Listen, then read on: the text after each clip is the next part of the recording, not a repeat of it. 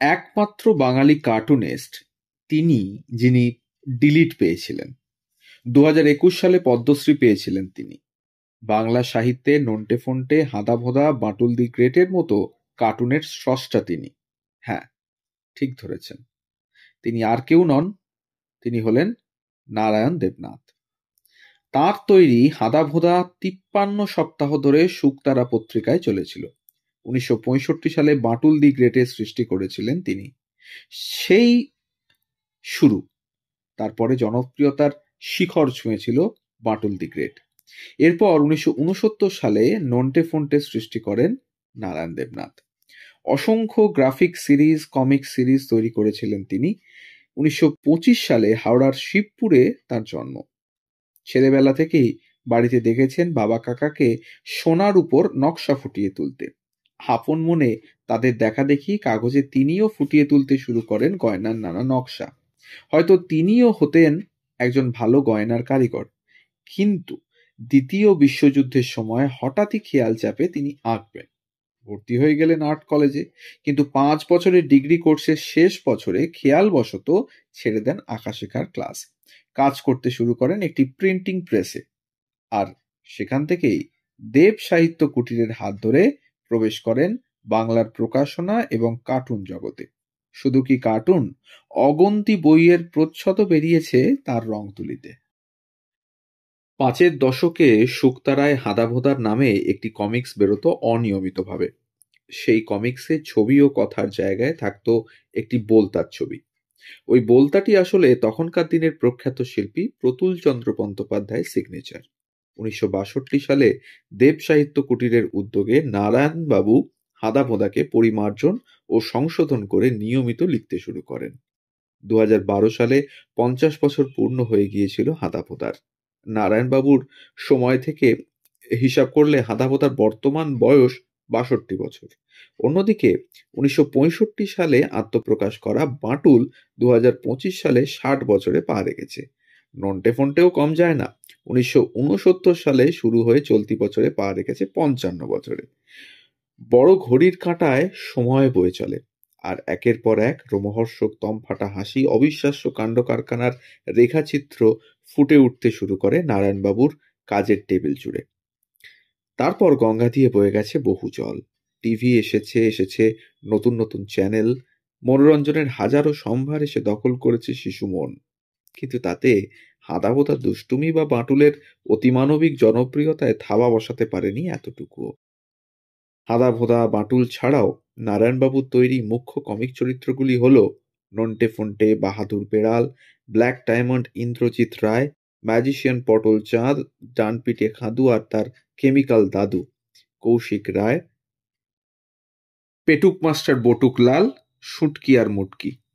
2002 সালের শৈব ভারতী পুজো সংখ্যায় প্রকাশিত হয় নারায়ণ দেবনাথের ছোট গল্প গোবিন্দর গোয়েন্দাগিরি। লেখার সঙ্গে ছবিও তারই আঁকা। গল্পের শুরুই বেশ মজার। নাম গোবিন্দ, গোবিন্দ পাল। বন্ধুরা ডাকে গবু, গবা, যার যেমন খুশি। গোবিন্দর একটা প্রধান গুণ আছে যার জন্য বন্ধুরা ওকে খুবই পছন্দ করে। সেটা হলো ওর তাৎক্ষণিক বুদ্ধির জোরে সব সমস্যার সমাধান করতে পারে। বুদ্ধিতে সেরা গোবিন্দ ওই ছোট গল্পেই অনেক কিছু করে ফেলে। পল্টুর ঘাস ছাঁটার মেশিনকে অটোমেটিক বানিয়ে দেয়, এক বাচ্চা ছেলের পেন্সিল কাটা ছুরি চুম্বক দিয়ে উঠিয়ে দেয়, আর সবচেয়ে বড় কথা, এক রত্ন ব্যবসায়ীর হারিয়ে যাওয়া ব্রোচের চোর খুঁজে দেয়। গল্পটির সঙ্গে টিনটিনের পান্না কোথায় গল্পের অদ্ভুত মিল মনে রেখেও বলতে হয় নারায়ণী লেখার গুণেই বোধহয় গল্পটি একেবারে বাংলার রস গন্ধে পেয়েছে। পরের গল্প অনেক পরে, 2012 সালে, নাম এক প্রজাপতির মৃত্যু। এই গল্পটি আরও এক গল্প যেখানে কৌতূহলের বিপদ অপ্রকাশিত অবস্থায় দীর্ঘদিন পড়ে থাকার পরে তার কমিক্স সমগ্রে স্থান পায়। প্রজাপতির মৃত্যুতে প্রজাপতি এক ছোট্ট বছর 6-এর মেয়ে, বাবা চাষি। একদিন এক মেয়ে তার সবচেয়ে প্রিয় মানুষ শিব মন্দিরের ঠাকুর দাদুর জন্য ফুল তুলতে গিয়ে জলে ডুবে মারা যায়। বড় করুণ সেই আখ্যান, একেবারেই চেনা নারায়ণী হিউমার নেই তাতে। শেষ লাইনগুলো এই রকম: তারই আদরের প্রজাপতি নিথর হয়ে পড়ে আছে। আর আশ্চর্যের ব্যাপার, এক ঝাঁক প্রজাপতি ওর শরীর ঘিরে উড়ছে, যেন বলতে চাইছে, শুয়ে আছো কেন, ওঠো, আমাদের সঙ্গে উড়বে চলো। বরং তার অন্য গল্প, কৌতূহলের বিপদে নারায়ণ দেবনাথের হিউমার বজায় আছে পুরো। এক মাতালের পিছু ধাওয়া করে তিন বন্ধুর বেপাড়ায় গিয়ে বিপদে পড়ার গল্প। সেখানে একদল লোক তাঁদেরই চোর সাব্যস্ত করলে শেষে একজন মাথায় বুদ্ধি খেলে গেল। সে বলল, আমরা গজানন বাবুর সঙ্গে দেখা করতে এসেছি, তিনি এই পাড়ায় থাকেন না। গোটা গল্পে সেই হাঁদাভোঁদা বা বাটুলের মতো উত্তর কলকাতার পাড়া কালচারের ছাপ একেবারে স্পষ্ট। পাঠক মনে হাঁদাভোঁদা বাটুলের সেঞ্চুরি হলেও নারায়ণ দেবনাথ কিন্তু চলে গেলেন ৯৭ পার করে। তবে মানুষের মনে তিনি অপরাজিত। শিশু মন হোক কি পরিণত মন, সেখানে একের পর এক সেঞ্চুরি, ডাবল সেঞ্চুরি করে অপরাজিত থেকে যাবেন বাঙালির চিত্রকাহিনীর এই প্রাণ পুরুষ। একবার প্রকাশকের দাবি ছিল নতুন এক কার্টুনের। একদিন কলেজ স্ট্রিট থেকে ট্রামে করে ফেরার পথে হঠাৎই মনের মধ্যে বিদ্যুৎ খেলে যায়। সঙ্গে সঙ্গে পকেটের এক টুকরো কাগজে এঁকে ফেলা শুরু, সরু পা, পাতলা কোমর আর বিশাল বুকের ছাতিওয়ালা এক অদ্ভুত দর্শন মজার চরিত্র। নাম হলো তার বাঁটুল। ওই টেবিল আর চেয়ারে বসে দশকের পর দশক বাঁটুল, হাঁদাভোঁদা, নন্টে ফন্টেকে রাঙিয়ে গেছেন নারায়ণ দেবনাথ। গত বছর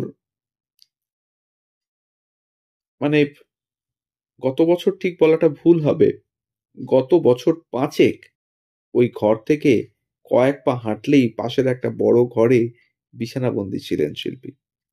শরীরকে বয়স কাবু করলেও মনের রঙে হাত লাগাতে পারেননি কেউ। কেউ দেখা করতে গেলে খুশি হতেন, মন ভালো থাকলে মেতে উঠতেন গপ্পে। দীর্ঘদিন শিশু মনের পাশাপাশি বড়দের মন দখল করে থাকলেও বাংলা সাহিত্য জগতের অনেকেই সাহিত্যিক হিসেবে তাকে মান্যতা দিতে চাননি। তাতে থোড়াই কি আর বাঁটুলের, হাঁদাভোঁদারও তাতে এতটুকু মাথা ব্যথা নেই। তারা তো একের পর এক দুষ্টুমি করতে ব্যস্ত থেকেছে। সেই সরল দুষ্টুমির সঙ্গে পাল্লা দিতে পারেনি বাংলা তথাকথিত সাহিত্য বাজারও। দেরি হয়েছে, কিন্তু অস্বীকার করতে পারেনি। তাই তো ২০১৩-তে তার ঝুলিতে আসে সাহিত্য একাডেমির মতো পুরস্কার। এমনকি দেশের অন্যতম সেরা পুরস্কার পদ্মশ্রীও পান জীবনের শেষ প্রান্তে এসে। এই তো সেদিন হাসপাতালের বিছানায় তার হাতে পদ্মশ্রী সম্মান তুলে দেওয়া হয়। এই ছিল আজকের গল্প, নারায়ণ দেবনাথের গল্প, বাঁটুলদের গল্প, হাঁদাভোঁদার গল্প, নন্টে ফন্টের গল্প। এখনো যে সমস্ত বাচ্চারা এই বাঁটুল বা হাঁদাভোঁদা বা নন্টে ফন্টের সাথে পরিচিত নয়, অবশ্যই আমি অভিভাবকদের কাছে অনুরোধ জানাবো আমাদের চ্যানেলের মাধ্যমে যে আপনারা দয়া করে নারায়ণবাবুর এই সমস্ত কার্টুনগুলো তাদেরকে দেখান। তার মধ্যে শিক্ষামূলক এবং উপস্থিত বুদ্ধির কিছু পরিচয় তারা পাবে এবং শিশু মনের বিকাশটা আরো অনেক ভালোভাবে হবে, এটা আমরা বিশ্বাস করি। আমরাও ছোট থেকে এই সমস্ত দেখেই বড় হয়েছি। এখনো সময় পেলে মাঝে মধ্যে টিভিতে দেখতে বসে যাই বা বই হাতের কাছে পেলে পড়তে শুরু করে দিই। আবারও মনে করিয়ে দিই, আমাদের চ্যানেলে নতুন হলে আমাদের চ্যানেলটিকে সাবস্ক্রাইব করে একটু পাশে থাকবেন, বেল আইকনটিকে প্রেস করে নেবেন যাতে পরবর্তী গল্প খুব তাড়াতাড়ি আপনাদের কাছে পৌঁছে যায় তার জন্য। আর যদি ভালো লাগে আমাদের ইনফরমেশন, তাহলে একটা লাইক, একটু কমেন্ট আর একটু শেয়ার করে দেবেন কাছের মানুষদের সাথে আমাদের গল্পগুলো, যাতে আমরা পৌঁছতে পারি অনেক বৃহত্তর জনগণের কাছে। সবাই ভালো থাকুন, সুস্থ থাকুন আর শুনতে থাকুন গল্প যেখানে সত্যি। ধন্যবাদ।